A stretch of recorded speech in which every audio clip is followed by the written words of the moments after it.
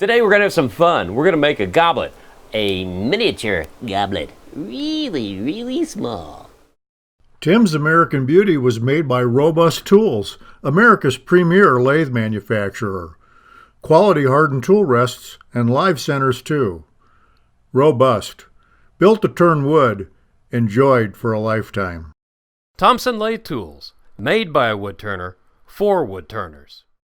Okay, I am now probably involved in one of the largest overkill situations for doing a miniature, but the American Beauty's awesome. It's really solid, and they do make a teeny tiny tool rest to help out. So the first thing I want to do is just move some of this wood out of the way. I have a piece of cocobolo mounted in here, my pin jaws.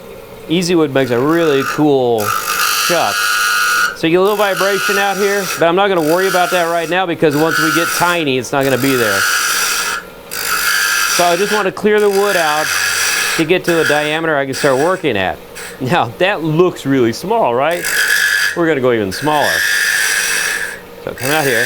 When you're picking out your piece of cocobolo, and I'm saying cocobolo because you're going to need a rosewood to do this, you need something that's really dense and really hard. And I love the oils inside a piece of cocobolo because this makes this hold together really well.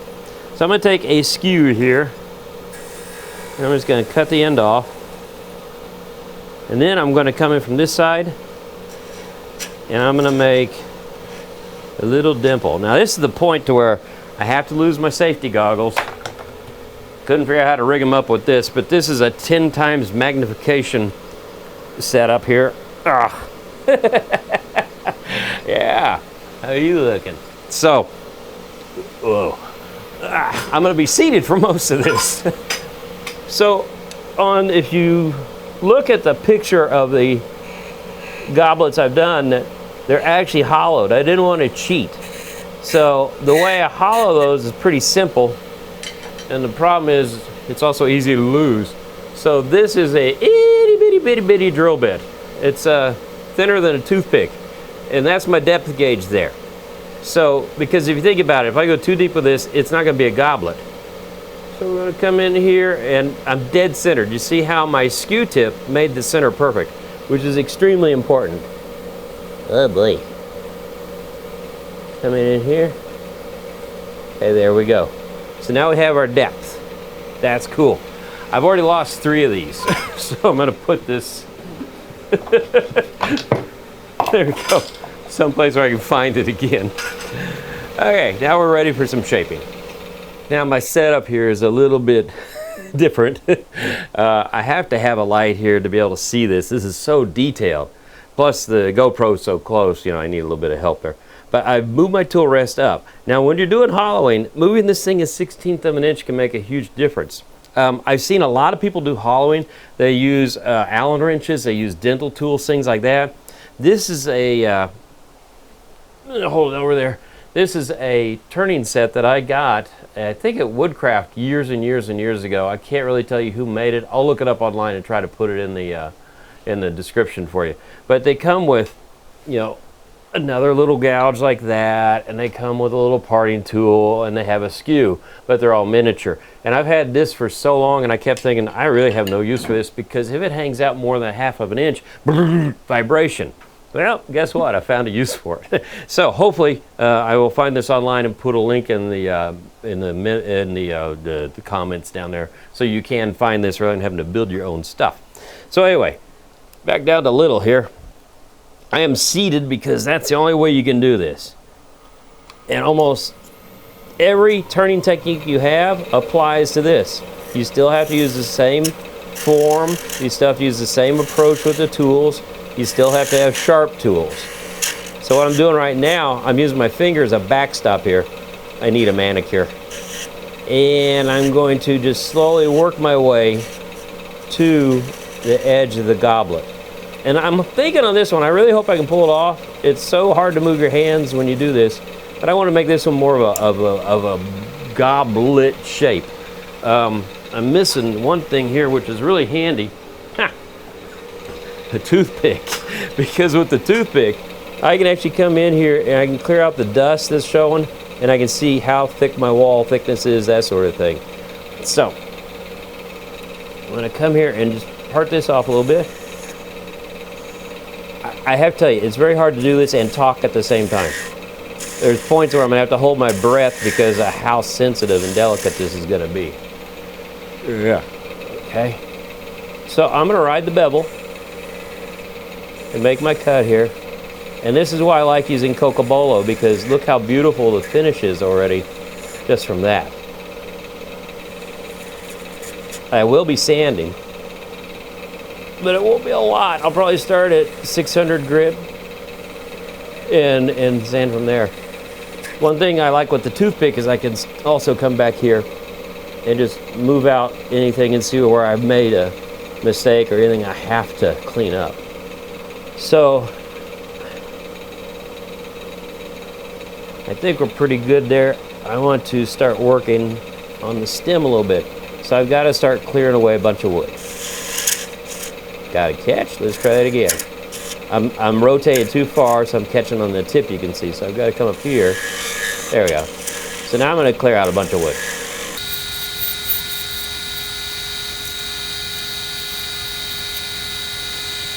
So I've got a little more wood moved out of the way. One thing I want to do is you know, nice goblets come like this and they have this little V-shaped thingy here. And I want to try to do that. If I don't do that, you might see a different piece of Cocobolo on here in a second. Oh, don't hit the, ow, don't hit. Don't hit the camera. Don't hit the chug. Man, that thing is a lot closer looking when you have this on. There I am, okay. Famous last voyage here. Oh my goodness.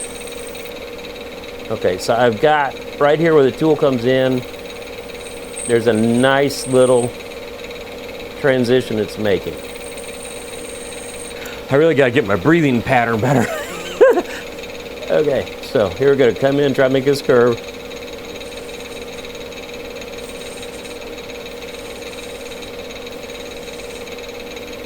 That's cool. I want to, famous last words again. I want to come in here and make this a bit more of an angle. Gotta move the lighting just a bit to see what I'm doing. Okay. There we go. Hey. That don't look too bad. Inch by inch. Okay, just gonna sneak in here. The problem is it's so small, there's lots of things you cannot sand. So your tool finish has to do a lot of the work for you, because I can't sand this little area right in here. There we go. That looks cool. So come here, I'm going to start trying to blend this down a little bit. Brian and I were debating about the long stem, short stem thing. If we do short, it's really cool because it looks nice and tiny. But if you do the long skinny stem, it's kind of like, oh dude, see what you did?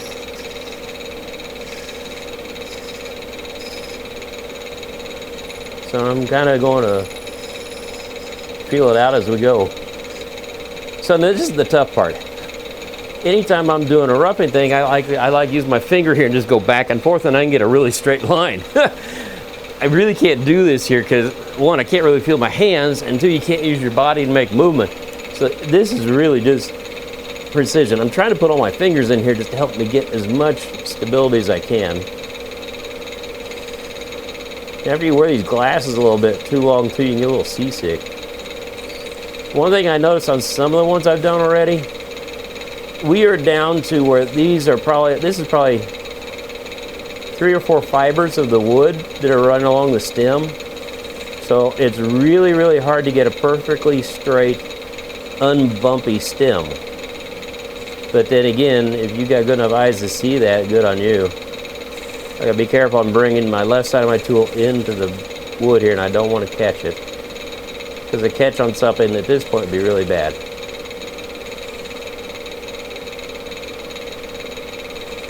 Okay, that's looking pretty good. Okay, now, hey, don't get on me for not wearing breathing protection this time, but I don't think I'm gonna be making a lot of dust here. So I've been running this thing at max RPM, which is 2,000 some 3 whatever fast. I'm going to keep it at that speed because this is so tiny. The feet per second are millimeters per second or something like that. But I've got a piece of 400 grit Abranet right now. And I'm just going to come in here, and you can see it's getting a little dusty looking. I want to come in here. I want to avoid that little detail right there. That little, use my toothpick pointer right there. But I do want to get the stem here a bit because it's got a couple marks on it. And you can actually see the holes in the mesh of the Abranet when you're looking this closer to these lenses. It's really pretty cool stuff. So I want to come in here. I haven't really shaped the bottom yet. I'll do that as soon as I sand this. But I am going to sand up into, do it again, up into here because I want this to have a finish to it. So, actually, let me just touch that with a tool. Okay, I want to get this just right here. That way I'm not wasting my time sanding twice. There we go, because the base, see how that flexes? Is right about there. Cool. Yeah, so establishing the base is probably a good idea before you sand. Hey, learn from me. Okay, that looks kind of thick. I want to come in a little bit like so. The nice thing about this is it's a design modification, and we'll just go with it. I want to make this look as skinny as possible here. I think we're, well, obviously we're thinner than a toothpick right now. So I'll come in here, sand again. I am going to take, after this, a piece of Diamondback paper that's at 1500 grit, which is kind of like the equivalent of a, I think 600 grit. But that won't be all of what we're doing for the finishing. I do need to kind of get in here on this, into here, and just touch that up a little bit. You can see right now, we flex a little bit. Pretty cool, huh? Okay, here we go. Probably the most boring sanding you've ever seen, but we're doing what we can. I'm gonna use a toothpick. I'm gonna bring the toothpick behind the sanding paper and use it to press on it. Now you can see it's actually removing some material. You have to press very gently, and there's times where when you're sanding, you want to bring your, right here, your finger in from this side and give it some pressure back so you're not going to snap that stem. Oh man, it's nerve-wracking. It's fun though. Come here, I got a little tool mark right there I want to get rid of. Okay. Oops, I hit the camera, sorry about that. Earthquake. Come in here, that looks good. You can use the toothpick, by the way, to help you with some of this by doing burnishing. So I'm going to bring this in here and get some heat build up, and it'll get rid of the whiter spots. Whoop, be careful, Tim. It's moving. Okay. Now what I want to do is burnish that a little bit. But we're going to put a finish on this. So I'm going to use some Yorkshire grit. They're going to be crap again. Microfine abrasive paste. This stuff is cool because it will sand, but when you're down to like 3 or 4 fibers of cocobolo, I'm not sure how much sanding you can get done. So I'm going to take a small piece of paper here, and then I want to take even smaller amount of this stuff. I mean, that's all I need. Any more than that, I'm just, no, that's overload right there. But anyway, so screw that back on. Let's go back to the goblet. Okay, back into the void here. Okay, speed again is really important here. So turn the lathe on all the way. You'll bring this giant glob of finishing face here. Look at this. I mean, I'm so overkilled there. Yeah, whoa, don't get on the lens. Okay, so that's on there. Now, this is an abrasive base that you have to use pressure. So, we got the lathe going as fast as this little heart will go. I'm going to use my finger as a backstop here. I'm going to come in here. I am always amazed at how beautiful cocobolo takes a finish. The oils inside this wood are awesome. Oh, and by the way, the oils inside this wood are really kind of funny too. I got a little piece of fabric stuck there. A friend of mine, Herschel, he and his son James have taken up wood turning the last year or two. And actually James is pretty new to it. And he came to dinner the other night, and all of a sudden an Oompa Loompa walks in the room. He had been turning Coca-Cola pins. Really nice ones, by the way. He's good at it. But it turns out he's got a sensitivity to Coca-Cola. So as a wood turner, you might not be worried about cutting a finger off, but you want to make sure that you don't have a reaction to the woods.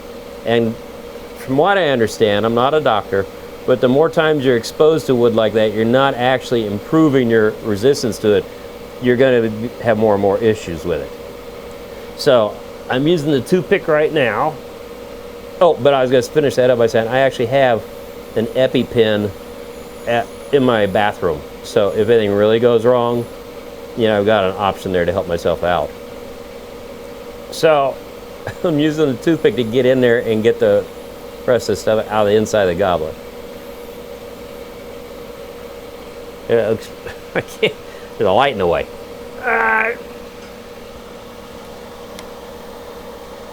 Yeah, looks good. I'm happy with it.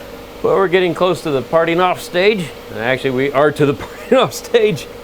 I want to come in here and clear out a little bit extra wood real quick. I parted this off two ways now. I've used my little spindle gouge here, and I've used a skew. The skew works a whole lot better, but there's one thing you gotta really watch out for. And I'm going up at this. I guess I probably, okay. Excuse me. Turn off the lathe when you move tools. There we go. Okay. So now I'm coming in like this. So if you look at the, what would you call this, diamond point that you have on a skew? So it's like a wedge. If you go in it this direction, it's going to take that little foot and peel it off, and in effect you're going to have a captured ring. So you have to be very careful about the angle you take to get this off of here. And I don't want this foot to be very big. I want it to be tiny and delicate. So I'm going to bring my toothpick back here. See? That looks pretty good, doesn't it? A little fabric right there from the paper towel. So what I have to do is, oh boy, I'm going to move this a little bit. So I'm going to bring the light in from this side now. There we go. So I can see what I'm doing on the bottom of the foot here. Oh, this is amazing. Oh, hey, you know what they also told me in the light? I have a little bit of fabric right there. That's paper towel. I can get that off once it's off of here. So my goal here is to not have to do anything to the bottom once it pops off. But again, you don't want to force this in there or it will take that bottom off and make it into a ring. Okay. Man, my hands look terrible.